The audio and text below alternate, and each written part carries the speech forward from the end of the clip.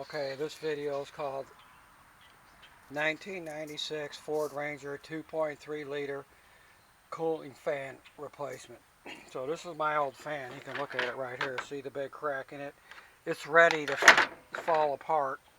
They don't make this part no more. It's like an 8600 number Motorcraft. You can't find this part anymore. They don't make it. Nobody makes it. You can get it for a V6, but not for a 2.3 liter.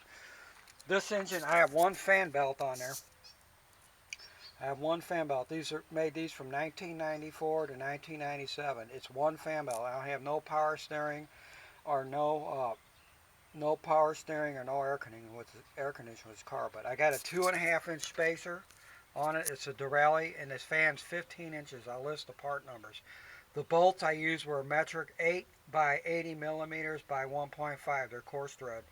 You can see it's kind of tight there by the tensioner. It's probably got about 5/8 of an inch, but I'm not going to worry about it. That's as good as I'm going to get it. So this is one. The center pivot's 5/8 of an inch, and so is the back one on the water pump. So that's it. That's what you need. You can't find this part. I'll list the part numbers on the bottom.